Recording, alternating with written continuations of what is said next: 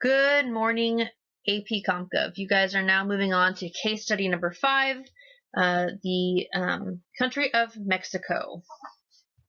If you hear Charlotte in the background, it's because she's sitting right next to me, studying to help me do the lecture today.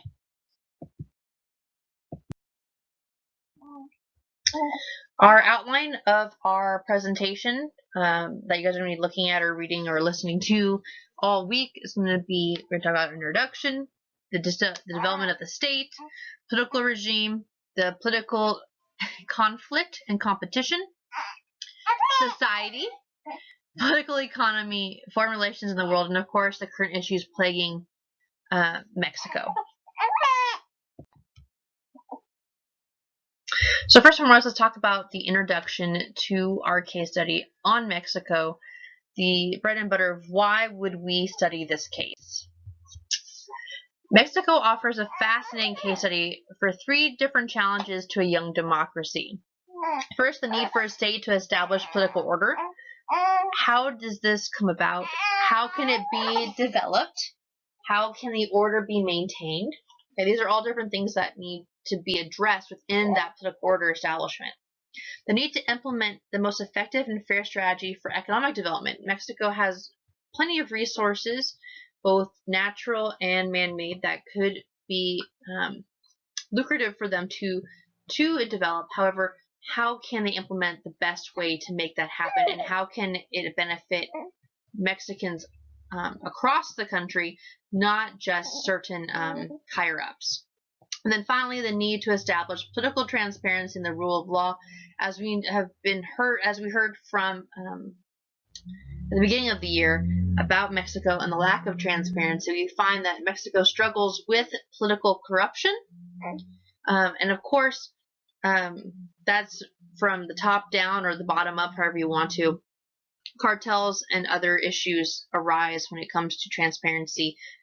And of course, the rule of law is constantly being challenged due to corruption and lack of understanding of consequences, and the need for rule of law to have the other two, which would allow for economic development and political order. All 3 of these things are interconnected to having a successful nation. Okay, so geographic and demographic features of Mexico is a very diverse geography. It includes rainforests, snow-capped volcanoes, rich agricultural regions. Only about 12%, which is a very small portion of the land, is arable. Most of the arable land is in the north, close to the United States, and well positioned for agricultural exports.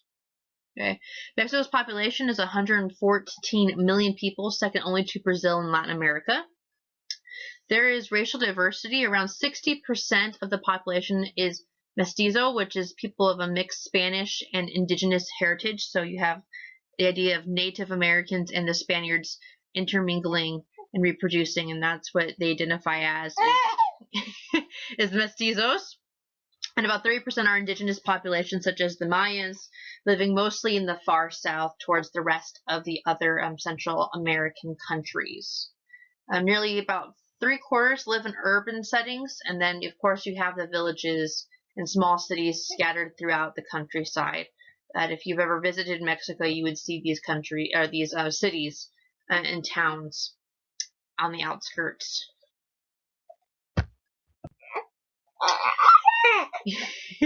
In your textbook, you have the map of Mexico. You are also going to be working on a map of Mexico this week. Be sure you're aware of the different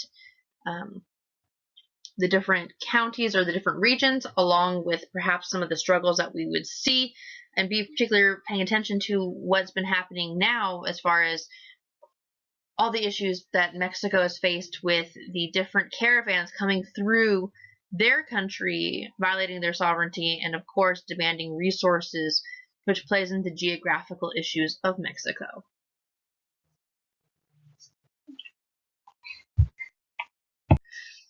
We then have the historical development of the state. This too is in your textbook. I encourage you to read through it. Mexico begins with the War of Independence fought against Spain in 1810 to 1821. And of course, the textbook ends with 2012. Enrique Nieto begins a 6-year term as president. However, of course, there's a new president now, and we'll get into that in a little bit.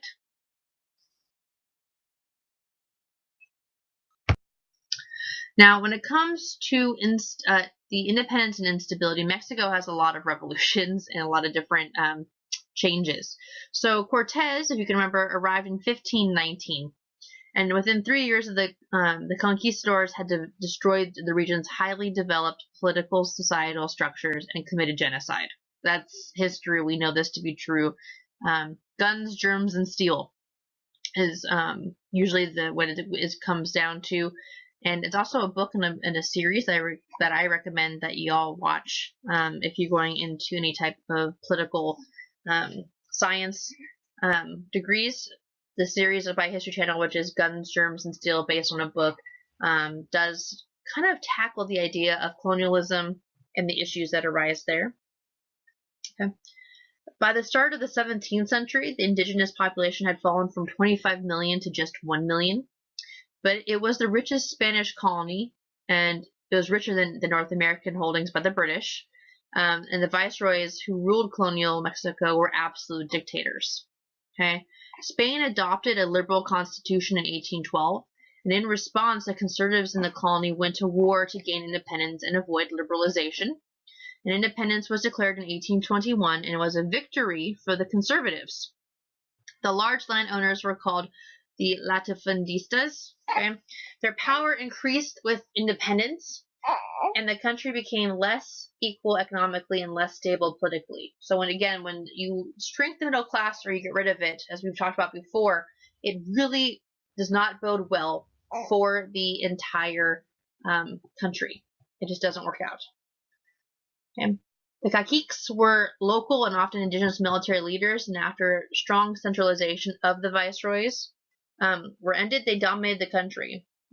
Colonel Iturbide had himself crowned emperor in 1822, which we know everything about. Declaring yourself something, it never really goes well. In 1824, General Santa Anna overthrew him and then had him executed. So that was a quick revolution right there. Within 2 years, we changed it. We already had a military coup. Santa Anna led the country for 30 years, and even through the Mexican-American War. The war cost Mexico a good half of its territory, which today is Arizona, California, Colorado, Nevada, New Mexico, Texas, and Utah. And the defeat was followed by indigenous rebellion in the South. Now, please note, with the Mexican-American War issue, America did pay Mexico to a certain degree, and they did give Mexico City back to Mexico in exchange for the territory land instead. So there was some interesting stuff there. When after that, okay, you have General Antonio Lopez de Santa Anna. Okay, his stuff ended up going to the 40s. Then you have Benito Juarez imposed a progressive constitution in 1857. The European threats to power led Mexico to dictatorships. Which, we know is never good.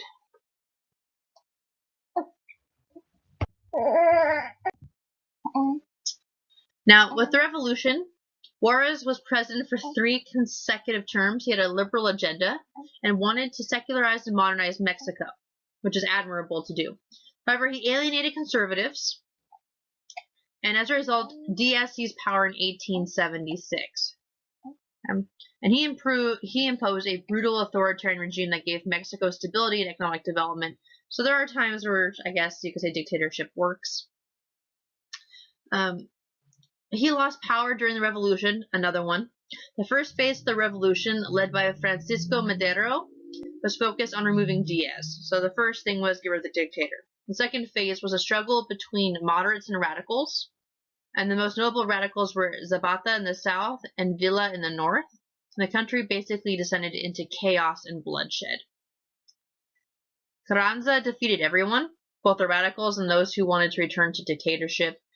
His government was responsible for assassinating Zapata, and then the 1917 Constitution fostered under Carranza focused on land reform, protection of indigenous lands, nationalism, and then it banned foreign ownership of mineral wealth, which basically gave resources back to Mexicans rather than allowing multinational corporations to own the land and to basically pay next to nothing for labor. So the idea was to make people pay, or I guess the foreigners to pay.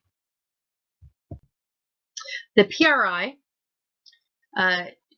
in power from 1929 to 2000. Yes, that long. Okay. The Partido Revolucionario Institucional, okay, was basically a party of the state, and it ended up having a new leader, Obregón, and he obtained U.S. support while president, but the United States viewed the revolution as socialist in nature. Okay. Calles used his presidency to remove landholdings from the Catholic Church and to enforce constitutional limits on the Church's political power. It's important to note that the Roman Catholic Church has an immense amount of power in not only Mexico but other Latin American countries. Then Calles left office, and then the following year created the PRI, and it was a party of power and of the state. The PRI ran an authoritarian regime, but with far less human rights violations and abuses, and more elections than other authoritarian regimes.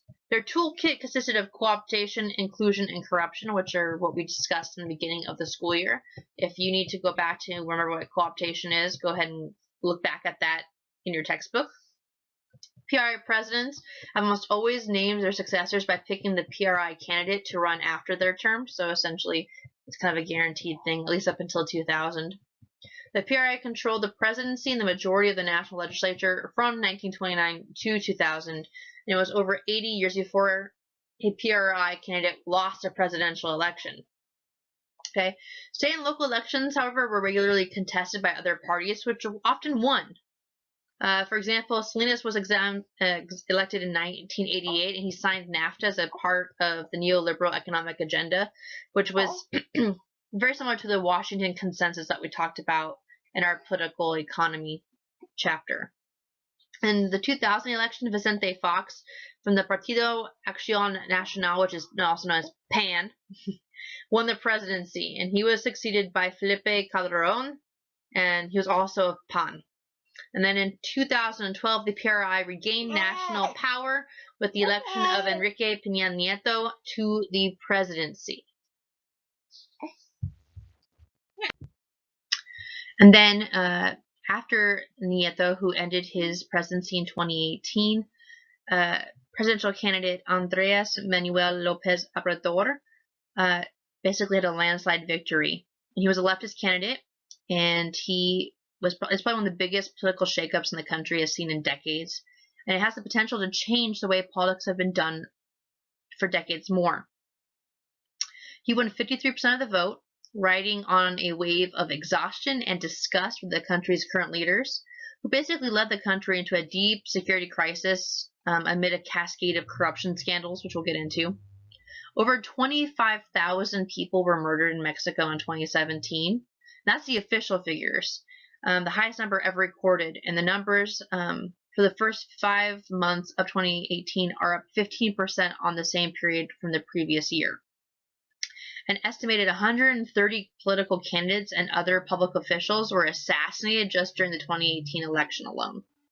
In this environment, López Obrador, who had run for president twice before unsuccessfully, was basically able to capitalize on discontent with the status quo and gained broad endorsement of his promise to lead Mexico's deepest transformation since its 1910 revolution.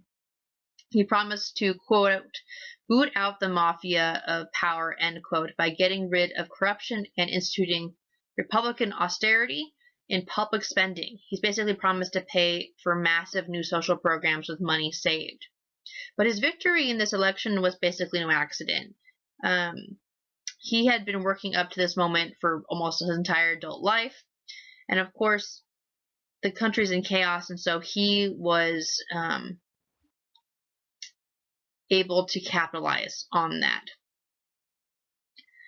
He is part of, he basically ran, his political career began in the 1970s, and he began with PRI, and then he abandoned it to join the Party of the Democratic Revolution, the PRD.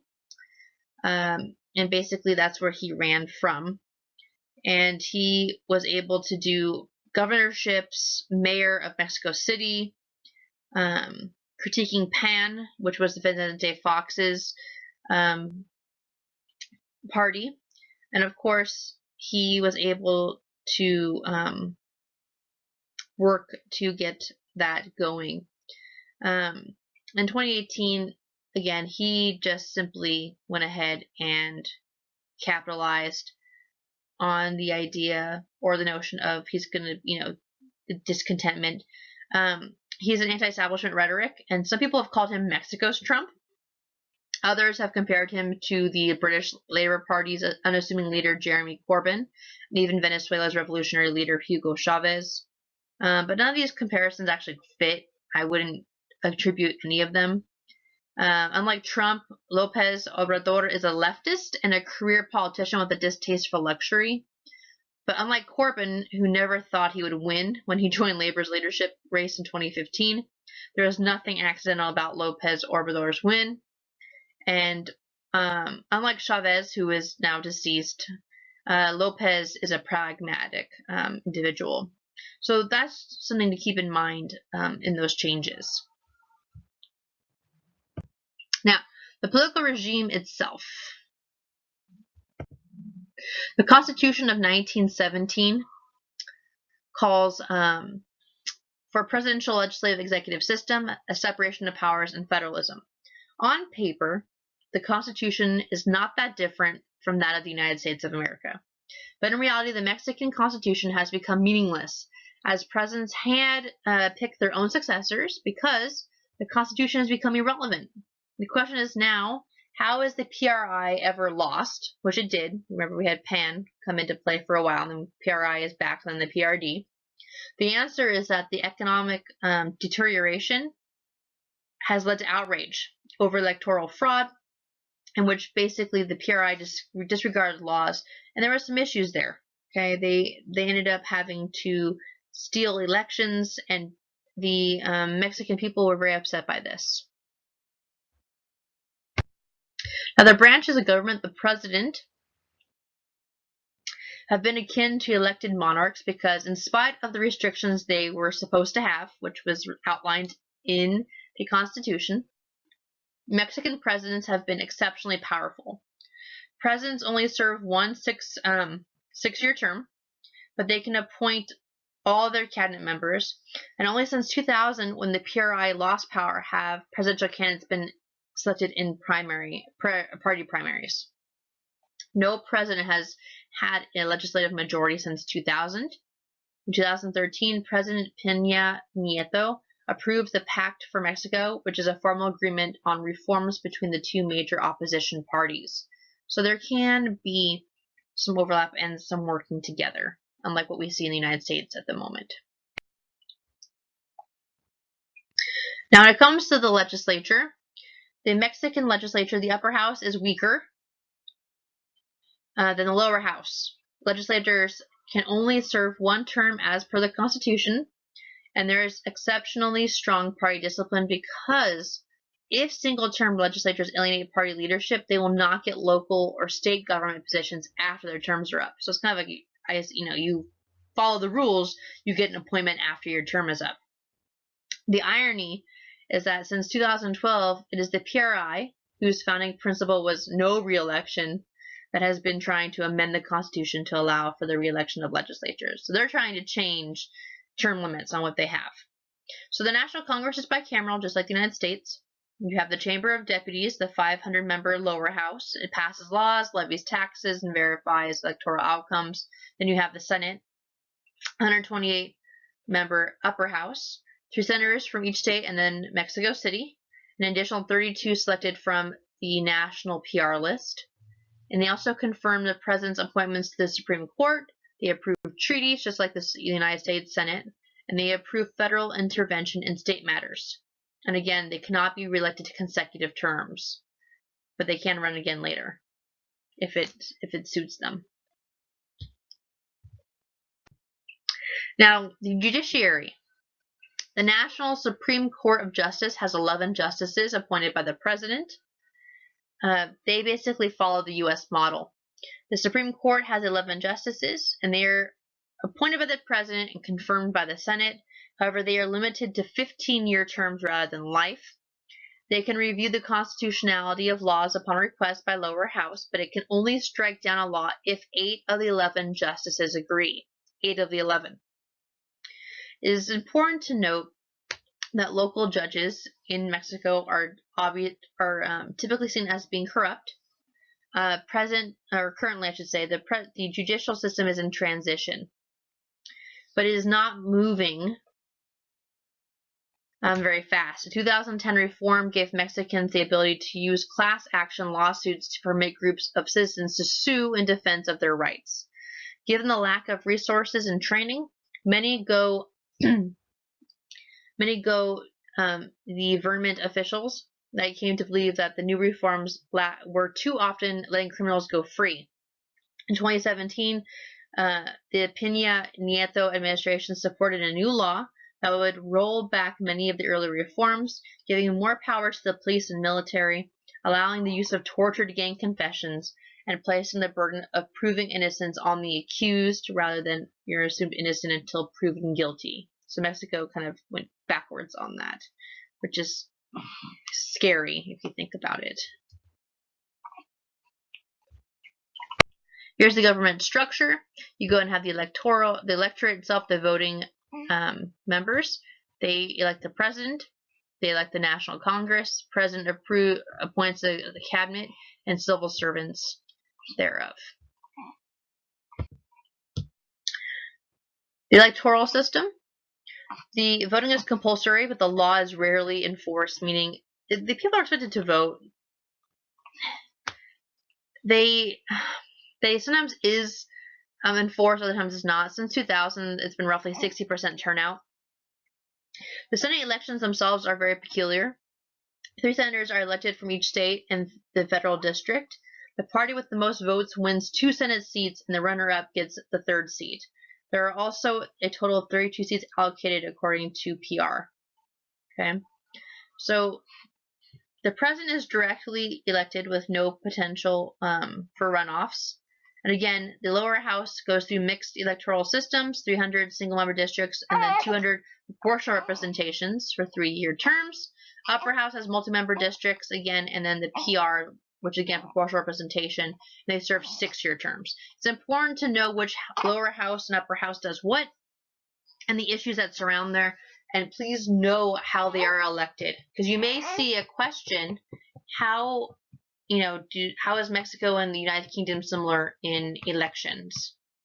Or how is it similar to the Islamic Republic of Iran? The list goes on. Okay, so be aware of that. Yeah. Now, the local government. Mexico is formerly a federal structure, but in authoritarian years it has been run as a unitary state.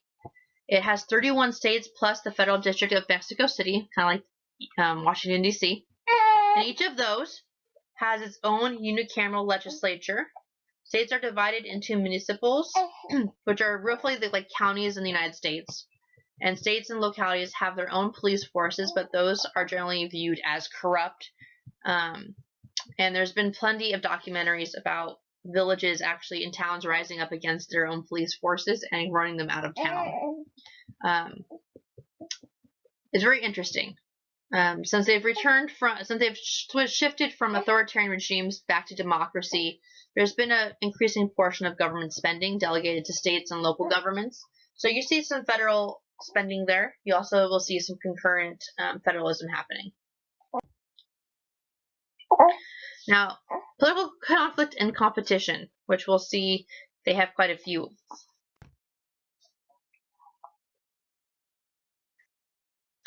The PRI champions the interests of the Mexican state. It rules through patron-clientele relationships and corporatism, and it has allowed basically that those two things have allowed to mobilize and control large-scale organizations. However, there has not been a consistent ideological position in the party, which instead matched whatever the current presidential candidate stood for. It went from promoting economic nationalism to neoliberalism and NAFTA, However, when it attempted to become more democratic and do away with electoral fraud through the use of high-tech electoral systems, it began to lose elections. Okay, so that's the PRI. Essentially, it was viewed as the party representing the state, lost the presidency in 2000, and then, of course, it went back in 2012, and it currently serves as a center-right party. Again, they're almost a grand old party, similarly. You then have the Mexican left. The PRD was formed from the leftist factions that left the center-right PRI in the 1980s. It was initially led by the son of former President Cardenas. It opposed the neoliberal economic reforms of the PRI in the 1980s and 90s. 2006, the PRD mayor of Mexico City, Obrador, claimed he had won the presidential election, even though he himself even had himself sworn as a legitimate president of the country. Of course, that was rescinded, but he did end up winning again in 2018, so he's now the president. This was previous times. He actually launched his own party, the Morena Party, and of course that's fragmented the left. And when you have these multiple parties, it's hard to maintain and control power.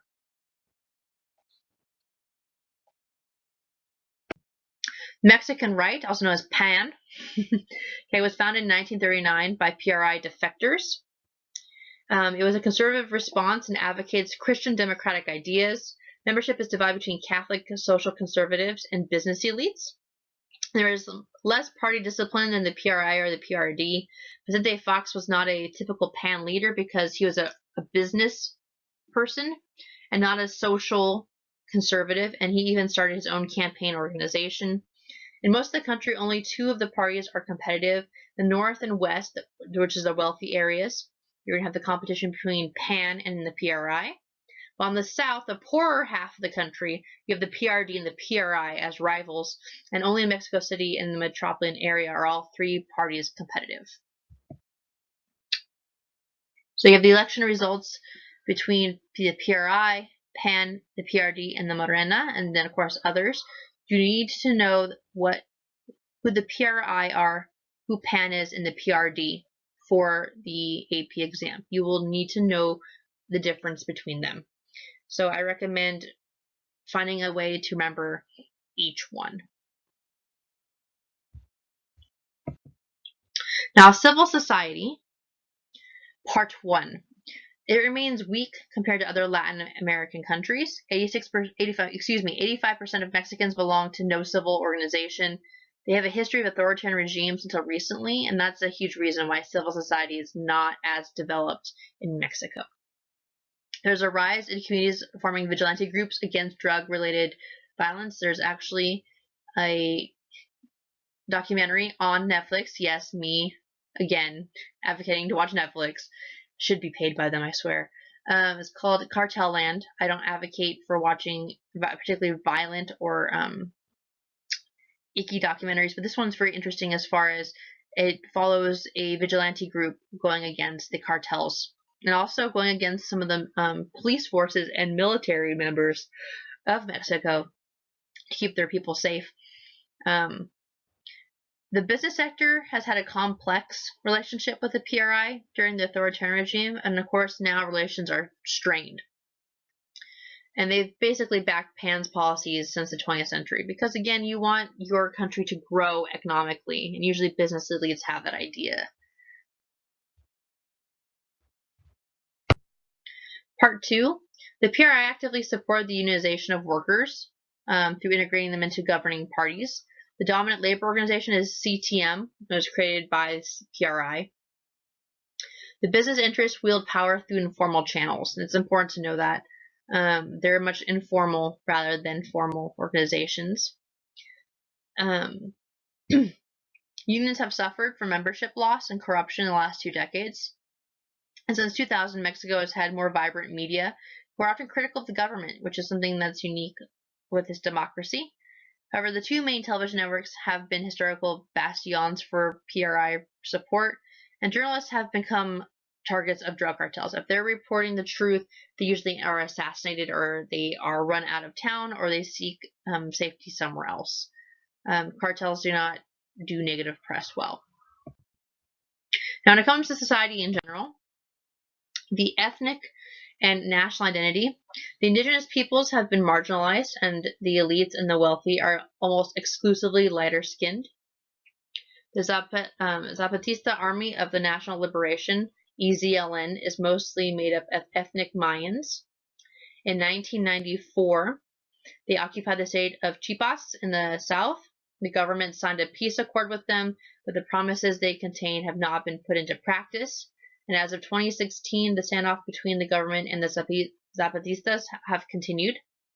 And the EZLN controls some remote communities, and its demands remain largely unmet. So you got some awkward stuff happening there. Now, when it comes to the religious groups, you'll see here that they're predominantly Roman Catholic and then Protestant, and then of course the other or none could be Christian liberation theology, which is basically partnering communist ideas with Roman Catholicism and a bunch of other stuff. Ethnic groups, you have the Metis, though, again, you have the Spanish and indigenous people coming together, and of course you have the indigenous people themselves, and then other, which is mostly just quote-unquote European.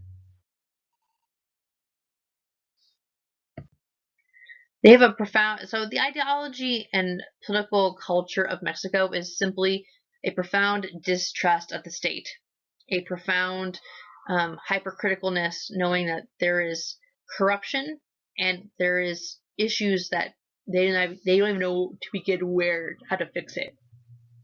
So 70% of Mexicans express little to no interest in politics. The electorate is anchored in center-right because of, I would assume, because of their religious aspects. About 47% favor democracy over authoritarianism, which is kind of low. It's not even 50%. Far more likely are to define democracy in terms of equality than freedom. So they're looking more at the idea of equality rather than the concept of freedom. Now, the political economy of Mexico. Mexico is fairly industrialized, the prosperous developing country, which is good. They have massive economic inequality. Northern Mexico is far more wealthy than central southern regions, and that's where you find a lot of the tourism areas as well. NAFTA has both costs and benefits for Mexico.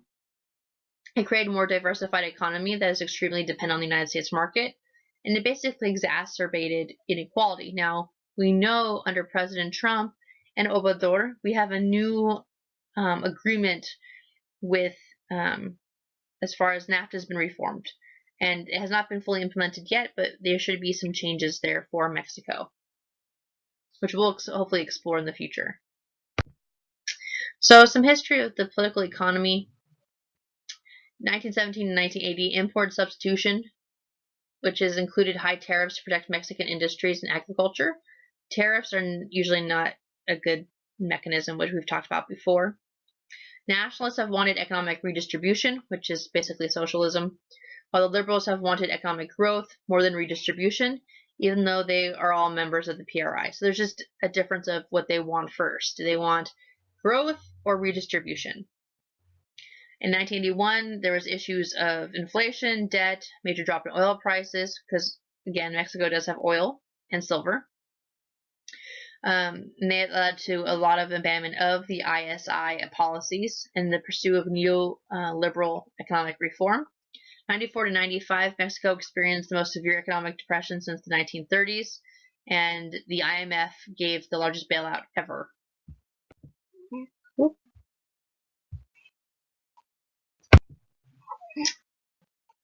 Now, when it comes to Mexico and the foreign relations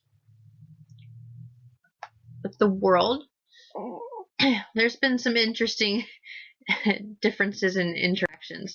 So it has a very complex relationship with the United States. It has historical humiliation during the Mexican-American War. During and after World War II, Mexico became a U.S. ally while opposing U.S. foreign policy in Latin America. The United States is usually favored, it is viewed favorably by most of the population of Mexico.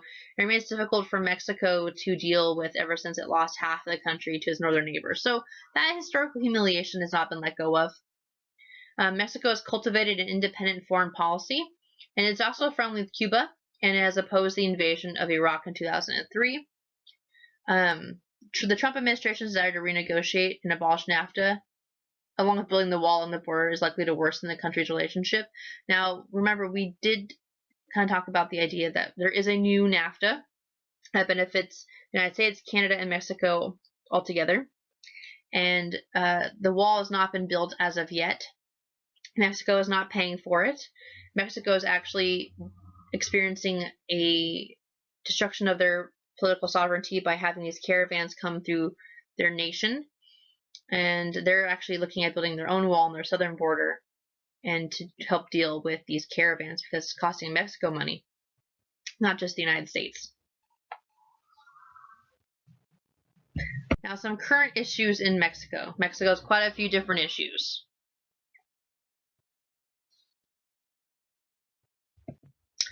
Over the past 2 decades, Mexico has had an alarming rise in drug trafficking. Corruption is rampant at state and local government level. It paid off. Its increased reliance on military have led to thousands of human rights abuse claims. And of course, there's climate of insecurity has cost Mexican businesses almost $6 billion annually because they're paying for private security firms to come in and help keep them safe. The issue of drug trafficking in Mexico has led not only to many drugs coming through Mexico into the United States and to arguably the world, you also have the people that are being abused and used to get there. And of course, migration from Mexico to the United States has continuously been a strain on relations. As of late, however, it has not been Mexicans going to the United States. It's been other Central Americans coming in through Mexico. It's just simply that's the border state, and that's what they're dealing with. They also have to deal with political corruption. Javier Duarte, a former governor of the Mexican state of Veracruz, after his arrest in Guatemala in April 2017, Duarte was charged with embezzling funds and involvement in organized crime. At least 6 former Mexican governors are being investigated on corruption charges.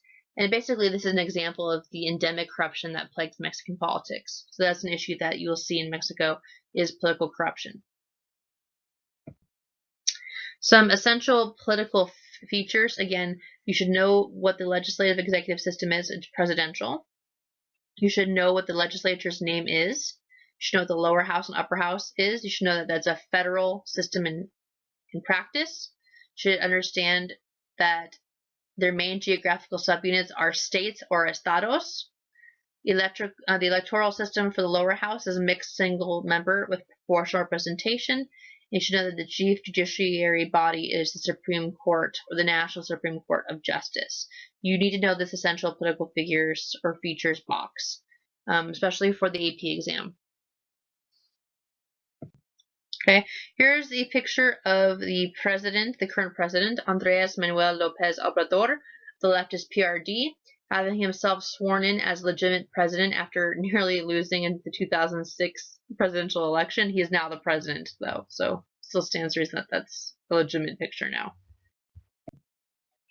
We also have the issue of drug gangs and communities. So Mexican citizens like these members of vigilante groups in the southeastern state of Guerrero, 2014, have organized to combat violence by drug gangs. You also have the issue of cartels. The Sinaloa cartel is one of the biggest ones. That was one that El Chapo was in charge of. And since El Chapo's capture, nothing has truly changed as far as the cartel still exists. He basically took away the leader of the Sinaloa cartel. The Sinaloa cartel still exists.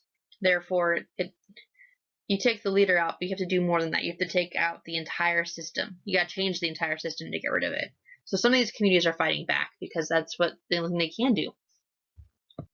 Internet access, how often internet is being used.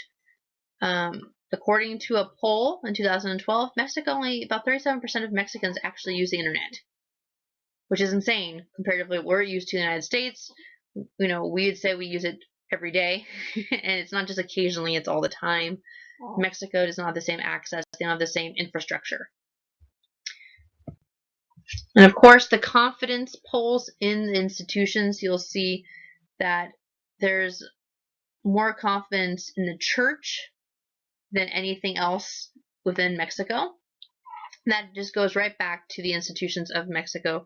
Churches trusted the most, followed by the armed forces. Police is at 5% trust.